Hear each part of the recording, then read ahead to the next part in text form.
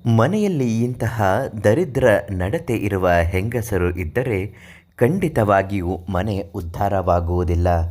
ಮನೆಯ ಶಾಶ್ವತ ನೆಮ್ಮದಿಯನ್ನು ಹಾಳು ಮಾಡಿಕೊಳ್ಳಬೇಕಾಗತ್ತೆ.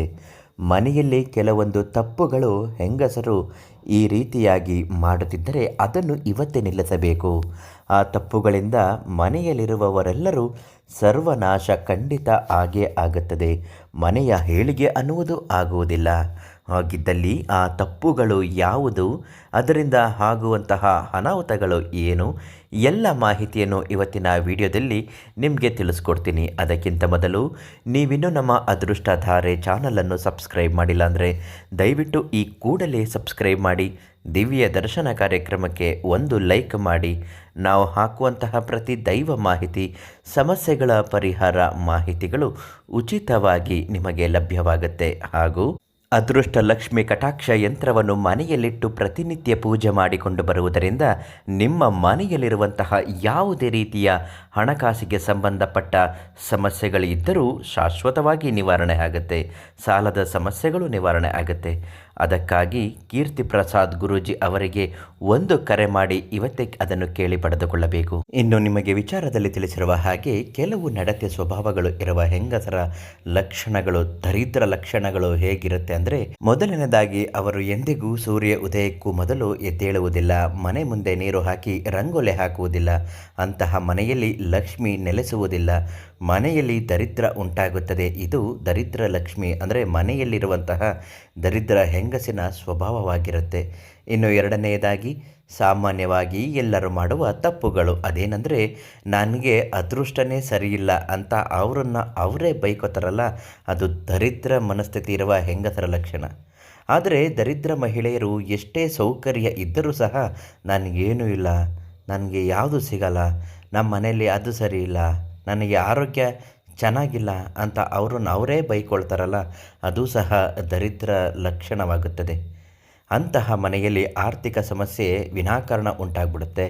ಆದರೆ ಎಚ್ಚರಿಕೆ ಎಂದರೆ, ಎಷ್ಟೇ ಬಡತನ ಇದ್ದರೂ ನಾವು ಚೆನ್ನಾಗಿದ್ದೀವಿ ಅಂತ ಹೇಳ್ಕೊಳ್ಳೋದೇ ಅದೃಷ್ಟ ಮಹಿಳೆಯರ ಲಕ್ಷಣವಾಗಿರುತ್ತೆ. ಇನ್ನು ಮನೆ ಎಂದ ಮೇಲೆ ಯಾವಾಗಲೂ ಸ್ವಚ್ಛವಾಗಿರಬೇಕು, ಮಡಿಯಿಂದಿರಬೇಕು, ಆಗಿಂದಾಗಲೇ ಕಸ ಗುಡಿಸುತ್ತಿರಬೇಕು. ಮನೆಯಲ್ಲಿ ಯಾವಾಗಲೂ ಕಸ ಇದ್ದೇ ಇರಬಾರದು, ನೀಟಾಗಿರಬೇಕು. ಅಂಥ ಮನೆಯಲ್ಲಿ ಪಾಸಿಟಿವ್ ಎನರ್ಜಿ ತುಂಬ ಚೆನ್ನಾಗಿರುತ್ತೆ. ಈ ದರಿದ್ರ ಮಹಿಳೆಯರು ಬೆಳಗ್ಗೆ ಎದ್ದ ತಕ್ಷಣ ಮನೆ ಕೆಲಸನೂ ಮಾಡಲ್ಲ, ಏನೂ ಮಾಡಲ್ಲ, ಸುಮ್ಮನೆ ಅವ್ರನ್ನ ಬೈಕೊಂಡು ನಿಂತ್ಕೊಳ್ಳೋದು, ಅದೇ ಕೆಲಸ ಮಾಡ್ತಿರ್ತಾರೆ. ಮನೆ ಉದ್ಧಾರ ಆಗಲ್ಲ ಕಣ್ರಿ. ಯಾವುದೇ ದೊಡ್ಡ ಸಮಸ್ಯೆ ಇದ್ದರೂ ಸಹ ನಿಧಾನವಾಗಿ ಸಹನೆಯಿಂದ ಯೋಚನೆ ಮಾಡಿ ಮಾತಾಡುವುದು ಬಹಳ ಮುಖ್ಯ. ಯಾಕೆಂದರೆ ಮಹಿಳೆಯ ಒಂದು ಮಾತಿನಿಂದ ಮನೆಯ ಉದ್ಧಾರವೂ ಆಗಬಹುದು, ಮನೆ ಬಿದ್ದು ಹೋಗಬಹುದು. ಆದ್ದರಿಂದ ಮಾತಾಡುವಾಗ ನಿಗಾ ಇಟ್ಟು ಎಚ್ಚರಿಕೆ ವಹಿಸಿ ಬಹಳಷ್ಟು ಯೋಚನೆ ಮಾಡಿ ಮಾತನಾಡಬೇಕು. ಇನ್ನು ಹೆಂಗಸರು ಕೆಲವು ವಿಚಾರದಲ್ಲಿ ಯಾವಾಗಲೂ ಅಳೋದು, ಸುಮ್ಮನೆ ಅಳ್ತಾನೇ ಇರೋದು, ಇದು ದರಿದ್ರ ಎಂದು ಅರ್ಥ. ಮನೆಯಲ್ಲಿ ಒಳ್ಳೆಯ ಲಕ್ಷಣಗಳು ಖಂಡಿತ ಆಗಲ್ಲ. ಸಂಜೆ ಹೊತ್ತು ಹೆಂಗಸರು ಕಣ್ಣೀರು ಹಾಕಬಾರ್ದು, ಅಥವಾ ಬೇರೆಯವ್ರಿಗೂ ಕಣ್ಣೀರು ಹಾಕೋಕ್ಕೆ ಬಿಡಬಾರ್ದು, ಹಾಕಿಸ್ಬಾರ್ದು. ಯಾರ ಮನಸ್ಸಿಗೂ ನೋವಾಗೋ ಥರದಲ್ಲಿ ಮಾತಾಡಬಾರ್ದು. ಇನ್ನು ಕೆಲವು ಮನಸ್ಥಿತಿ ಹೆಂಗಸರು ಇರ್ತಾರೆ, ಅವ್ರು ಹೆಂಗೆ ಅಂದರೆ ಯಾರಿಗೂ ಮರ್ಯಾದೆನೇ ಕೊಡಲ್ಲ. ಅವರು ಸುಮ್ಮನೆ ಅವರಿದ್ದಾಗ ಅವ್ರ ಮುಂದೆ ಚೆನ್ನಾಗಿ ಮಾತಾಡ್ತಾರೆ, ಅವ್ರು ಇಲ್ಲದಾಗ ಅವ್ರ ಬಗ್ಗೆ ನೆಗೆಟಿವ್ ಆಗಿ ಮಾತಾಡೋದು, ಅವಮ್ಮನ ಹಂಗೆ, ಅವ ಏನೋ ಹೀಗೆ ಅಂತ ಸುಮ್ಮನೆ ವಿನಾಕಾರಣವಾಗಿ ಅವ್ರ ಬಗ್ಗೆ ನೆಗೆಟಿವ್ ಆಗಿ ಯಾವ ಹೆಂಗಸರು ಮಾತಾಡ್ತಾರೆ, ಖಂಡಿತ ಹೇಳ್ತೀನಿ ಕೇಳಿ, ನೀವು ಉದ್ಧಾರನೇ ಆಗಲ್ಲ. ಒಳ್ಳೆಯ ಮನಸ್ಥಿತಿ ಹೆಂಗಸರು ಹೆಂಗೆ ಅಂದರೆ, ಅವರಿಷ್ಟೇ ಕೆಟ್ಟವರಾದರೂ ಅವರಲ್ಲಿರುವಂತಹ ಒಳ್ಳೆಯ ಗುಣಗಳನ್ನ ಮಾತಾಡ್ತಾರಲ್ಲ, ಅವರೇ ನಿಜವಾದ ಒಳ್ಳೆಯ ಹೆಂಗಸರು. ಯಾವಾಗಲೂ ಕೆಟ್ಟದನ್ನೇ ಬಯಸ್ಕೊಂಡು ಕೆಟ್ಟದನ್ನೇ ಮಾತಾಡ್ಕೊಂಡಿದ್ದರೆ ಸಂಪೂರ್ಣವಾಗಿ ಅವರ ಮನಸ್ಥಿತಿ ಕೆಟ್ಟದಾಗುತ್ತೆ. ಆದ್ದರಿಂದ ದರಿದ್ರ ಮನಸ್ಥಿತಿ ಇರುವ ಹೆಂಗಸರು ಇಂತಹ ಲಕ್ಷಣಗಳನ್ನು ಒಳಗೊಂಡಿರ್ತಾರೆ. ನಿಮಗೇನಾದರೂ ಇಂತಹ ಅಭ್ಯಾಸಗಳಿದ್ದರೆ ಅಥವಾ ನಿಮಗೆ ಗೊತ್ತಿರೋರಿಗೆ ಇಂತಹ ಅಭ್ಯಾಸಗಳಿದ್ದರೆ ಈ ವಿಡಿಯೋನ ಅವರಿಗೆ ಶೇರ್ ಮಾಡಿ ತಿಳಿಸಿ.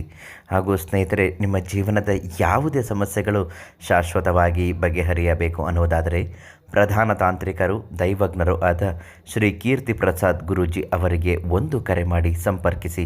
ನಿಮ್ಮ ಪ್ರತಿಯೊಂದು ಸಮಸ್ಯೆಗೂ ಉಚಿತವಾಗಿ ಮಾರ್ಗದರ್ಶನ ಮಾಡುತ್ತಾರೆ ಅಂತ ಹೇಳ್ತಾ, ನಾಳೆ ಮತ್ತೊಂದು ಮಾಹಿತಿಯೊಂದಿಗೆ ನಿಮ್ಮನ್ನು ಭೇಟಿ ಮಾಡ್ತೀನಿ. ಎಲ್ಲರಿಗೂ ಒಳ್ಳೆಯದಾಗಲಿ. ಧನ್ಯವಾದ.